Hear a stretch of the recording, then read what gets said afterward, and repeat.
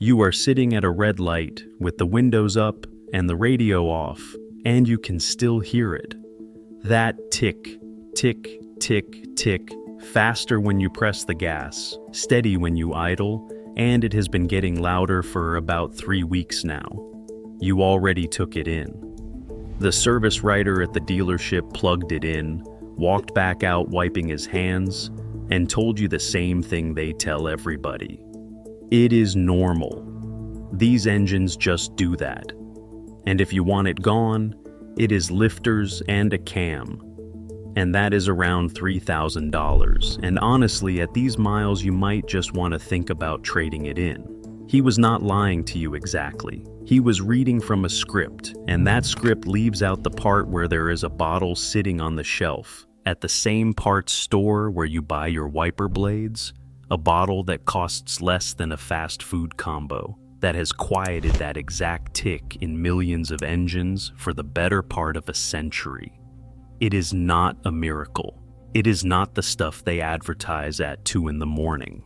It is a formula that went into nearly every can of motor oil sold in this country from the 1950s onward. And it got quietly pulled out of your oil about 20 years ago, and almost nobody told you. Stay with me, because by the end of this, I am going to show you the exact ratio, the exact order you do it in, and the one step that separates the guys who kill the tick for good from the guys who dump a bottle in, get nothing, and go online to tell everyone it does not work. And I am going to tell you why General Motors, of all companies, had every reason to let you believe that ticking was just something your truck does. The first time somebody explained this to me, I was standing in a gravel lot behind a one-bay garage in a 2-stoplight town, watching an old man named Dale pull the valve cover off a 5.3 V8 that had more miles on it than my whole driving life. Dale spent 30 years on the line at a Chevy dealership before he got tired of being told what he was allowed to fix. His own shop was the kind of place with a coffee pot from the Nixon administration and a shelf of oil bottles by the door, and half of those bottles were labels you cannot buy anymore. I made some comment about that shelf, and Dale looked at me the way old mechanics look at you when you have said something dumb without knowing it.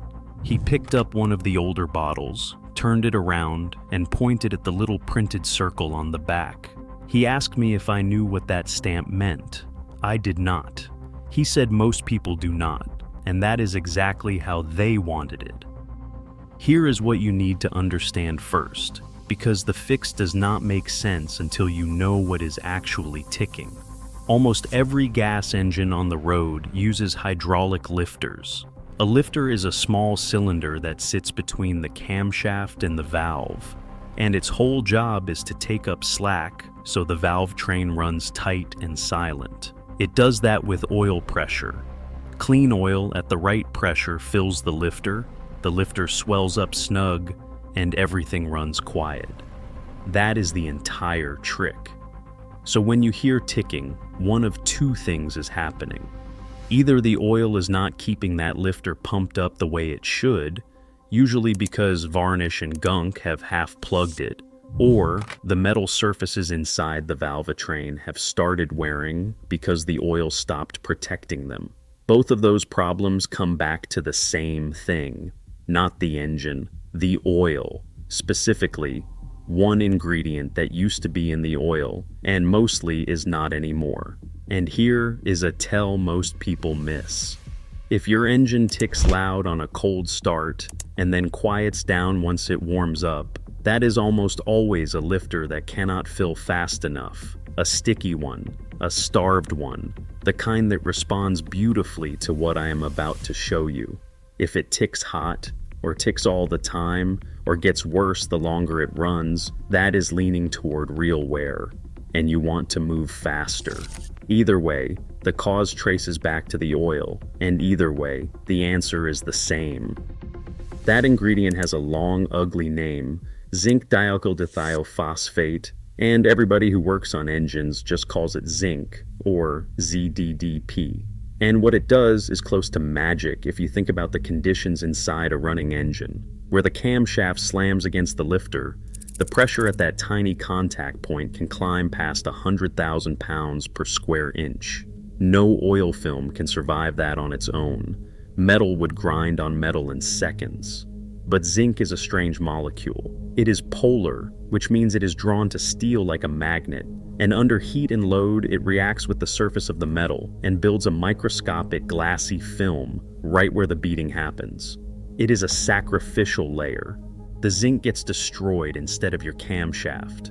It fills in the low spots, it caps the high spots, and it keeps that lifter riding on a cushion of chemistry instead of bare iron. That is the 1950s formula. That is the whole secret. From roughly the middle of the last century, that zinc package went into just about every jug of oil sold at every station in America in generous amounts. And nobody thought about it because nobody had to. Engines just ran. Lifters just stayed quiet. Your grandfather never heard a tick because the protection was baked into the oil he was already buying. Dale had a stack of old service manuals in that shop, the real ones, and he showed me the recommended oil specs from the 60s and 70s. The zinc levels were more than double what is in the jug you probably have in your garage right now. He was not being nostalgic. He was showing me evidence. Because somewhere between then and now, that number got cut. And it did not get cut by accident. Here is where it turns into the kind of story that makes you a little angry once you see it. Starting in the early 90s and then hard in 2004, the people who set the standard for motor oil began pulling the zinc back out. Before 1988, a jug of oil could carry around 1,500 parts per million of this stuff, sometimes more. By 1996, they had trimmed it to 1,000. Then in 2004, a new standard hit the shelves, the one stamped SM inside that little circle Dale pointed at, and it capped zinc at 800 parts per million on the common grades. They cut the most important anti-wear ingredient in your oil nearly in half, and they did it on purpose. Why? Catalytic converters. The phosphorus in that zinc, the same chemistry that plates onto your camshaft and saves it, also drifts out the tailpipe in tiny amounts and coats the precious metals inside your catalytic converter, making it a little less efficient over the life of the car. Emissions rules got stricter. The manufacturers had to guarantee those converters would still pass a test at 120,000 miles, even on the most neglected car in the fleet. So, the easiest move, the move that protected them, was to strip the zinc down until the tailpipe stayed clean. The trade was simple and quiet. Your converter got protected. Your valvetrain got sacrificed. And the timing tells the whole story. The moment that 2004 oil hit the shelves, engine builders across the country started seeing camshafts and lifters wearing out and failing at a rate they had never seen before. It was not a coincidence, and it was not a mystery to the people who understood oil. The protection had been removed, and the metal started paying the price. Dale told me about a guy who rolled in with an early 2000 Silverado, ticking so loud on cold mornings you could hear it from across the lot, already carrying a written estimate from the dealer for lifters, a cam, and labor that ran past $3,000. Dale did not touch a wrench for the first 2 weeks. He cleaned it, put the zinc back in the oil, told the man to just keep driving it and change it on schedule. 2 oil changes later, the tick was gone.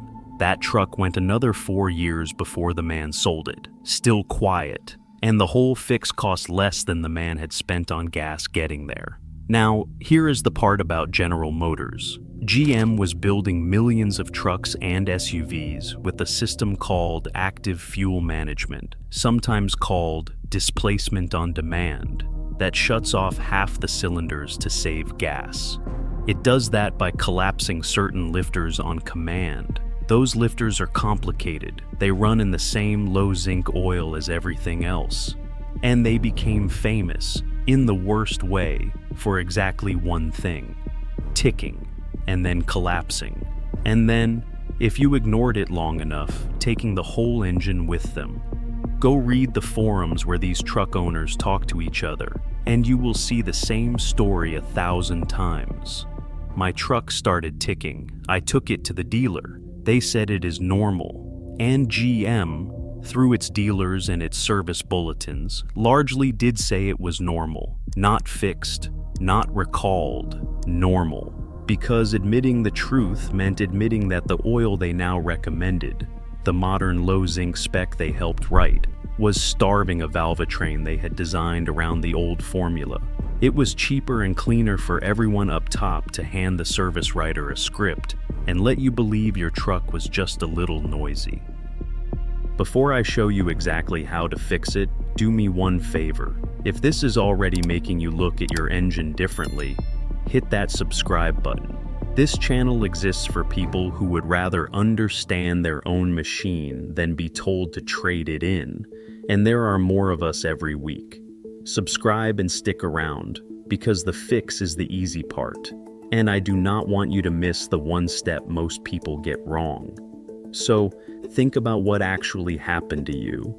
You did nothing wrong. You changed your oil on time, you bought the name brand, you followed the little sticker on the windshield to the letter, and the whole time, the oil you were trusting had been quietly rewritten to protect a part in the exhaust instead of the parts doing the work. You paid for that. You paid for it in a tick that shows up around 140,000 miles. You paid for it in a $3,000 quote for lifters and a cam. You paid for it in that sick little feeling every time you start the truck cold and wait to hear whether today is a good day or a bad one. The knowledge to prevent all of it never disappeared. It just stopped being printed on the bottle you were sold. All right, here is exactly what you do, and the order matters more than anything else I am about to say. Step 1 is not the zinc. Step 1 is cleaning, because a huge share of lifter tick, especially the kind that shows up cold and quiets down warm, is not worn metal at all. It is a lifter that is gummed up with varnish and cannot pump up fast enough on startup. You cannot protect a dirty lifter, you have to unstick it first. So, before your next oil change, you pour in a quart of a proven cleaning oil. The old amber stuff that has been on shelves since the 1920s works. And so does a good engine treatment from the parts store rack. You run the engine gently for the last few hundred miles on your current oil, or you idle it for 15 minutes and let the solvent work through the valvetrain. This loosens the gunk choking those lifters so oil can actually fill them again. Step 2 is where the real magic goes back in. When you drain that oil and refill with fresh, you add a bottle of zinc, a ZDDP additive, right into the crankcase. One bottle usually treats a full oil change, and the dose you want brings your zinc back up into the range those old engines were designed for, somewhere around 12 to 1,500 parts per million. That is the level Dale ran in everything he touched. The cost of the zinc that actually does the work comes out to about $2 per oil change. $2. That is the whole thing. You are not replacing your oil, you are putting back the one ingredient they took out of it. If you would rather not mess with a separate bottle every time, there is a shortcut. Some oils never gave up the zinc. The high zinc oils sold for classic cars, hot rods, and racing still carry the old levels, and a lot of guys quietly run diesel oil in their gas trucks for the same reason, because heavy-duty diesel formulas held onto far more zinc than modern car oils. Any of those gets you to the same place. Read the data sheet, look for the higher zinc and phosphorus numbers, and you have bought the 1950s formula off the shelf. Then you just keep doing it. Every oil change, one bottle, or you switch to one of the high zinc oils sold for classic and performance engines and skip the additive entirely. The film that zinc builds is sacrificial, remember? It gets used up as the engine runs, so it has to be renewed every time you change the oil. The guys with silent engines at 300,000 miles are not the ones who did this once. They are the ones who never stopped. Now, let me answer the objections because I can already hear them, and honestly, you should be asking them. The first one is the catalytic converter. Somebody in the comments is typing right now that zinc will kill your cat. Here is the honest answer. Yes, phosphorus can coat a converter over a very long time, but the amount that reaches your exhaust depends almost entirely on how much oil your engine burns. On a healthy engine that is not smoking, changed on a normal schedule, the extra zinc you add will not meaningfully shorten your converter's life before you have traded the truck away or driven it into the ground. The people this rule was really written for are the worst maintained cars in the country, not yours. If your engine burns oil badly, that is a different conversation, and you fix that first. The second objection is the warranty, and this one answers itself. If your truck is new enough to be under factory warranty, you should not be chasing lifter tick with additives anyway. You should be making them fix it. This whole approach is for the engine the dealer already told you to give up on, the one at 150,000 miles and climbing, the one they quoted you $3,000 on and suggested you trade. There is no warranty left to void. There is only the truck and whether it runs quiet or runs loud. The third objection is the big one. Is this just snake oil? And I want to be straight with you, because that is the whole point of this channel. If your lifter is already mechanically dead, if it has collapsed and grenaded and chewed up a cam lobe, no bottle on earth is going to fix that. And anyone who tells you different is selling you something. But a sticky lifter, a starved lifter, a valvetrain that is wearing because the protection got pulled out of the oil, that is exactly what the cleaning and the zinc are for. This is not a magic potion. It is chemistry that used to come standard, put back by hand. And now the part I promised you at the start. The secret is not really the zinc by itself. The secret is the rhythm, the order, the combination that Dale figured out over 30 years and that almost nobody does correctly. Most people hear, add zinc, and dump a bottle into a dirty engine and wonder why the tick is still there. But zinc protects. It does not clean. If you armor a lifter that is still packed with varnish, you have just protected the gunk. You have to clean first and protect second. Soak the valvetrain to free the stuck lifters. Drain out everything the solvent loosened. Then refill with fresh oil and the zinc to keep those clean surfaces cushioned from that day forward. Clean, then protect. Every single time. That is the rhythm. And there is one more piece just for the GM crowd, because your problem has an extra layer. If you are driving one of those trucks with active fuel management, the cylinder shutoff itself is what keeps killing your lifters. You can clean and protect all day, but every time the truck drops to 4 cylinders and back, it is stressing the exact parts that fail. The guys who solve this disable that system permanently with a small tuner or a simple module, so those lifters never collapse on command again.